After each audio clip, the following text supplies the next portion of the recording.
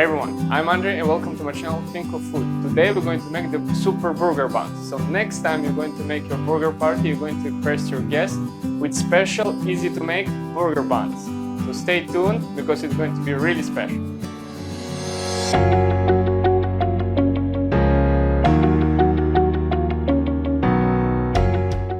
As we begin all our videos, let's go over the ingredients and make sure that we have everything.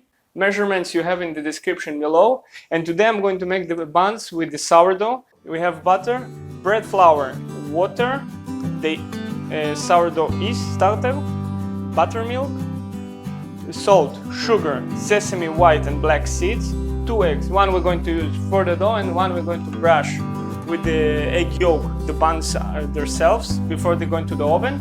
And all of those measurements are done with the scale. And again, if you don't have a scale at home, I really recommend for you to buy a scale, because scale is something that you really should have at home and it's really basic. So if you don't have a scale, I can leave you a link below. So before we begin, we need to make our Tangzhong, and this is going to help us to enhance the gluten that we're going to develop in the dough and make the actual buns are more fluffy.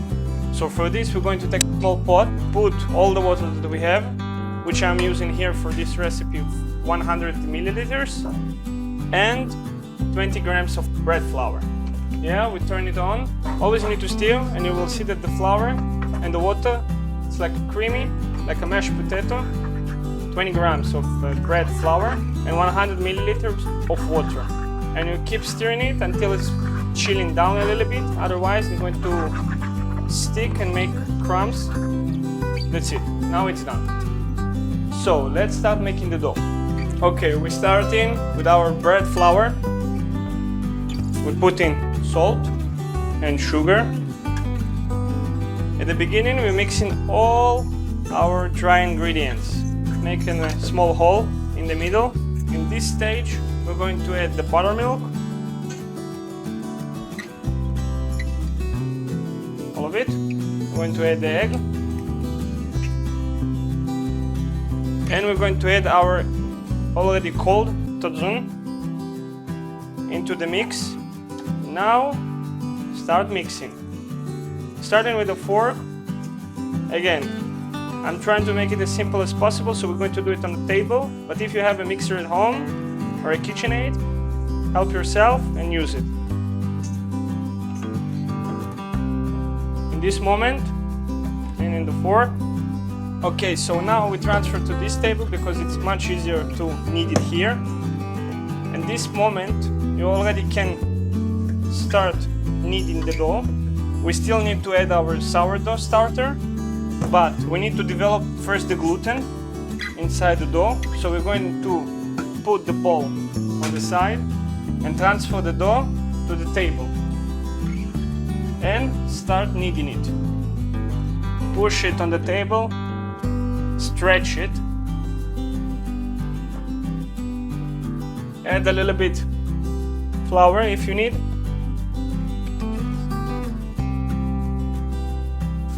At this point, after about 8 to 10 minutes of kneading it, we're going to transfer it back to the bowl, and let's go to the other table, add the sourdough starter. Okay, so we're going to use the scale, turn it on, put it on 0. This is our sourdough. Look, it's already coming up. You need to feed it every day. So now we're going to pour.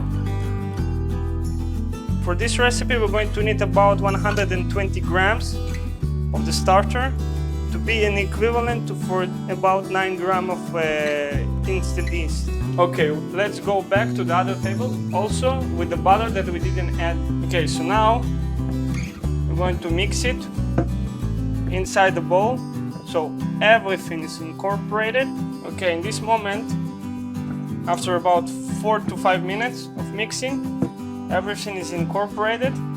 The dough, it's not too sticky, just really a little bit, and you're using the dough to scrape all the extra dough from the inside of the bowl. This moment, we can transfer it on the table and start adding the butter cube by cube. The butter is soft, you can break it if the cube is too big.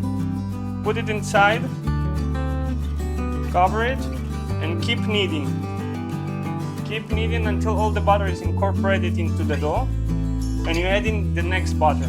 You're going to start to feel that the butter is melting, and you keep pushing it on the table, and you keep developing the gluten.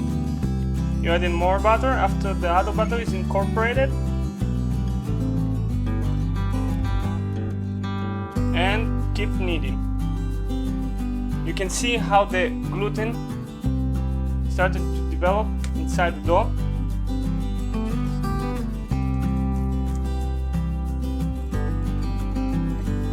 And you will see that the dough is becoming nice, and now it's not sticky. In this moment, let's test the dough for the window gluten stretch. Take the dough, start stretching it on the edges, and let the gravity take it down in both ways. And you can start seeing that you have a window in the middle that you can almost look through the dough, and the dough is not breaking. Now we're going to make a shape from the dough by turn it around, pull and inside, pull and inside from all the sides.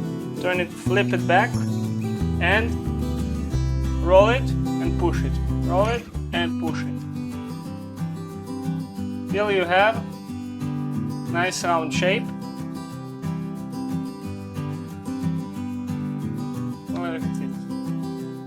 And you already can see the bubbles. This is our starter, and you see that the gluten doesn't allow the air to come out. Now we're going to transfer our dough with a little bit olive oil to a bowl. Put it inside. Give it a shake. Flip it, and again flip it. So the dough is covered with oil, and it's not going to go dry. And we're going to cover it with a towel and let it rest until it's going to double up. Okay, as you see, the dough is double in size and it's fluffy. So you're just going to punch it up, and it's going to come down. And we prepared the sheet with the parchment paper. Again, scale. So now we're going to make balls. I'm working with grams, so you're taking a knife and you need to scale it.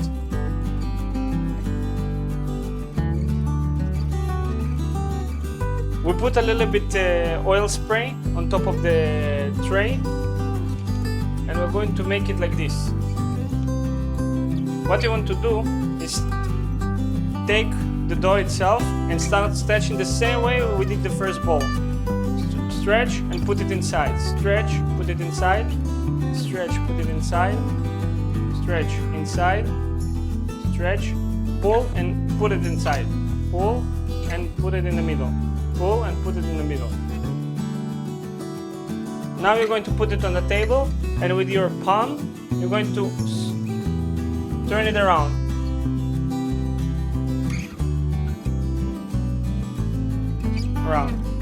This way you're closing it inside.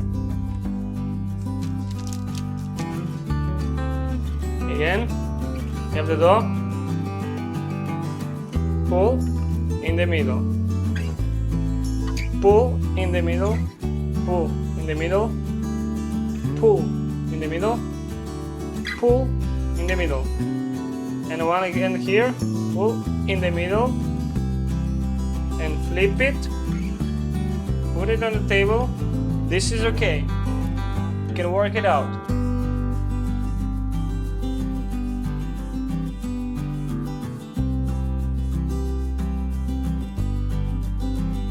Done. Press.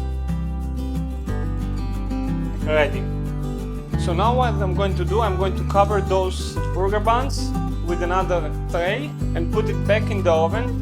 And I'm putting a tray on top of the burger buns, because those burger buns contain bigger percentage of water, and if you're going to put a towel, after 20 minutes, 30 minutes into the process of the rye, when you're going to take the towel off, it's going to stick to the towel.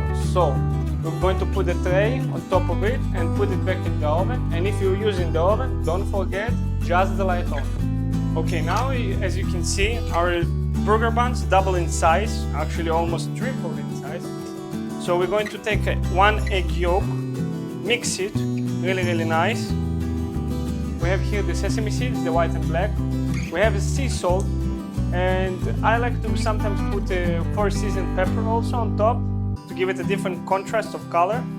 So what we're going to do, we're going to brush the burger buns carefully, not to punch them. The oven is already preheated for 180 Fahrenheit. I will tell you the truth, you need to make the calculation yourself. Never understood Fahrenheit. 300 and something, probably. Okay, done. Now we're going to put the sesame on top. I usually prefer to half roast the sesame seed because after that in the oven they're becoming really nice and gold. Enough. Salt, a little bit on top, and the pepper. This is a really nice one.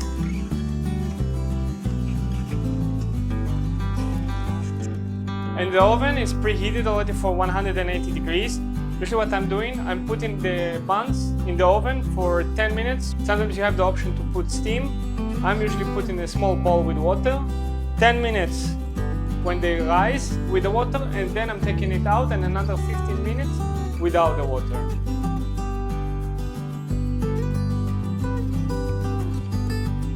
Okay, so now as you can see, our buns came out of the oven. Now we're going to cover them a little bit with olive oil, just to enhance.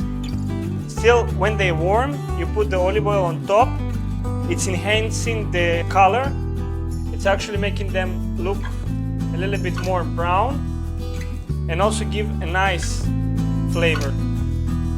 Important thing, don't just brush it because you're going to take down all the sesame seeds, the pepper and the salt. Slowly put it on top.